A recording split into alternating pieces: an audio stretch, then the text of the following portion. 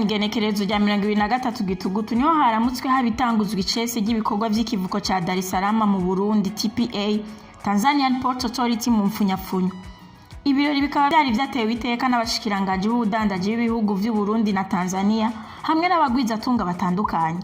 Ivyo birori bikaba vyatangujwe n'iyugururwa icese ry'inyubakwa y'ikigo TPA izokoreramo iri kwibarabara ryitiriwe umuganwa Rudoviko Rwagasore muri Rohero inomero 54 Hamande y'Ibanki CRDB. Kwa hiyo tumeona ni vizuri tufike tuanzie hapa ili ofisi yetu leo izinduliwe rasmi.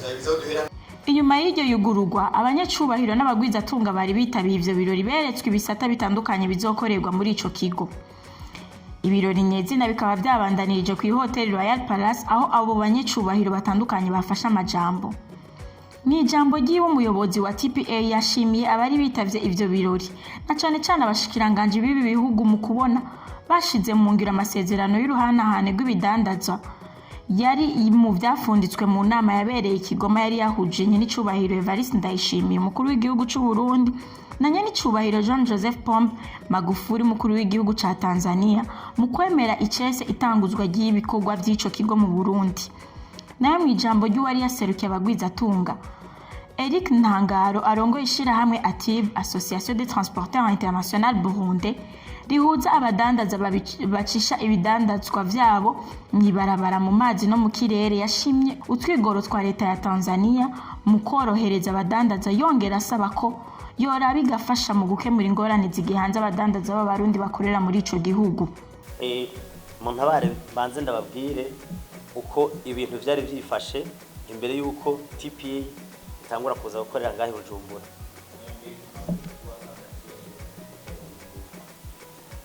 Mpereye imodoka ricinjiye Ikobero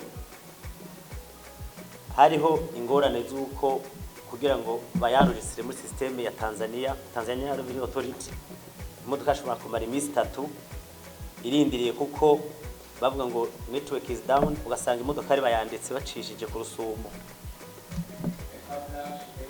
Manya zatangaho rero Ikobero zarabandanye zikashika no ku kivuko ca Dar es Salaam akabikumirwa y'imiduga y'u Burundi ni ya Tanzania ku buryo y'u Burundi ashobora kumara imisi 5 irindi yuko bayaje muri system injire muri port gupakira bavugira bati system is down. Ariko iyo ntambamye kuva TPA ngaha mu Burundi yaravuyeho. Ubu imodoka imara n'iminota 10 ikabanga kandi ahiciye hose mu nzira barayibona kandi hageze kwipakira ironse ikintu bita kibari barakiza bakorera ku kivuko irinjira igapakira tangorane. Nkaba mboneyeho n'akaje ko gushimira ubuserukira TPA ngaha mu Burundi ukuntu adufasha ukuntu yitaba transporter babacisha mu barabara canke mu mazi abandi ndasaba nuko mwo mukomera amashi.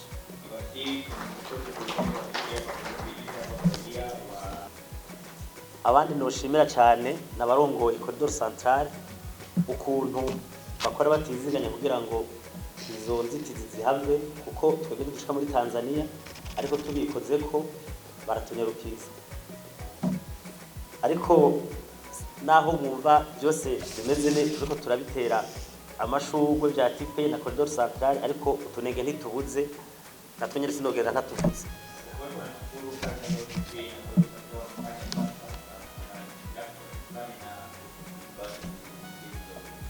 Mpereye mwibarabara nuvuga yuko hariho uruhande rutari ruto gushika ku kilometero 102 uvuye Nyakanazi gushika Benako ahantu barabara rimeze nabi.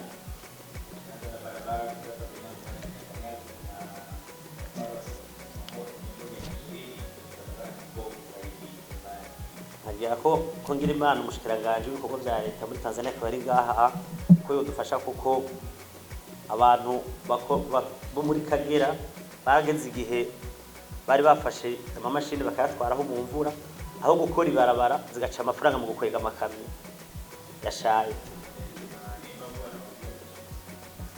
Ari n'ibindi bitugora nk'iyo tugize ingorane z'abafundi muri Tanzania nko gukoresha ubwato turagira ingorane ikintu bita permis de travail temporaire.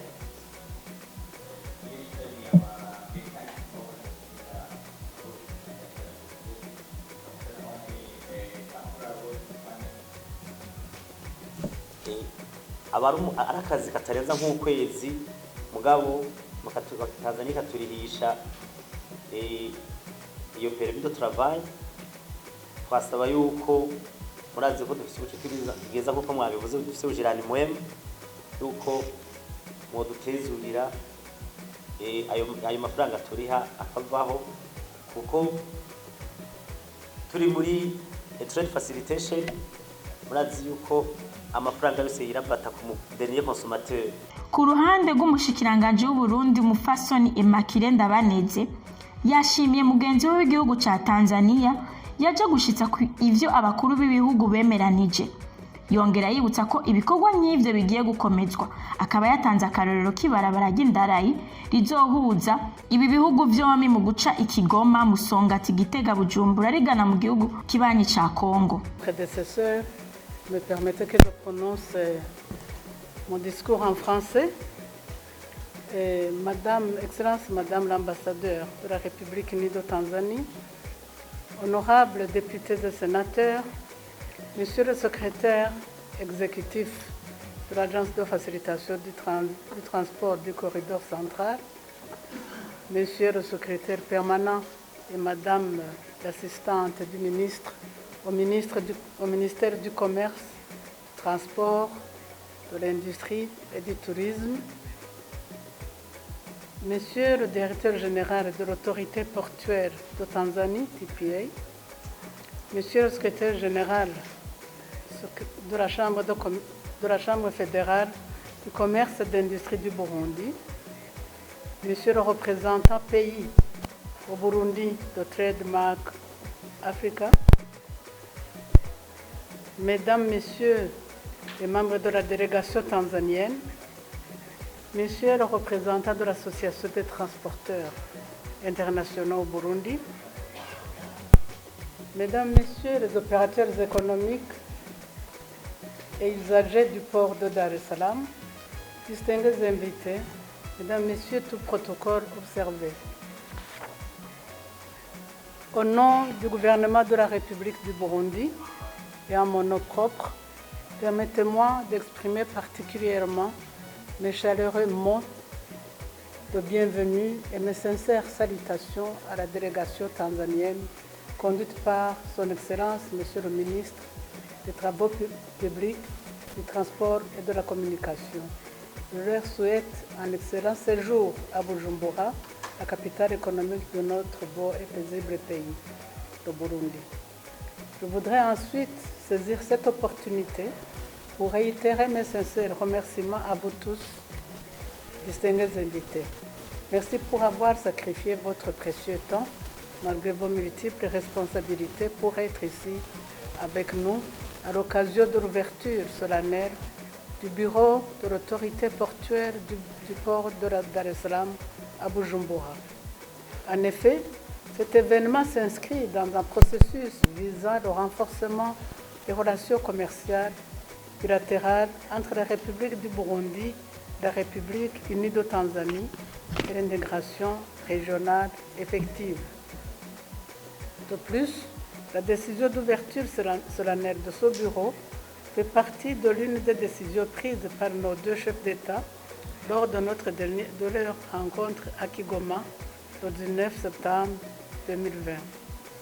Je saisis donc cette occasion pour remercier de vive voix le gouvernement de la République unie de Tanzanie pour sa rapide et prompte réaction en venant lancer aujourd'hui les activités de ce bureau de liaison de l'autorité portuaire de la Tanzanie à Bujumbura,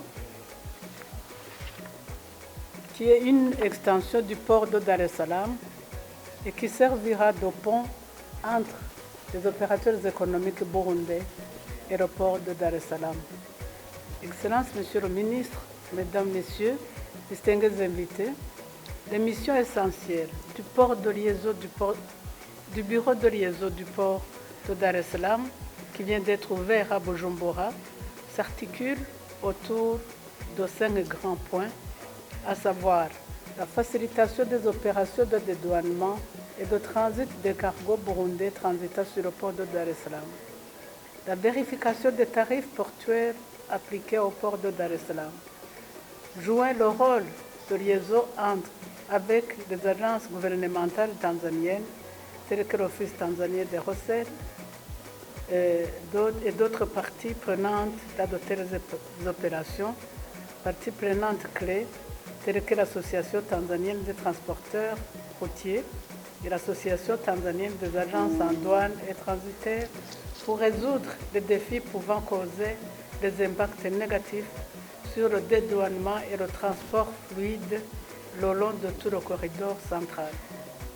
Et puis aussi, c'est pour répondre aux plaintes concernant la lenteur des services portuaires et les retards de cargaison et le partage des mises à nayo ku ruhande rw'umushikiranganji w'igihugu ca Tanzania yashimiye umubano ibi bihugu bifitaniye kanatsinda ufata nk'umuvukano, akaba yasezeranije abagwizatunga ko leta ya Tanzania igiye gukora ibishoboka byose mu gukemura ibibazo biba hanze bo nk'abavukanye. Ivyo birori bikaba vyasozewe no gushira ku mukono amasezerano yemejwe ku mpande zose z'ibi bihugu vyombi.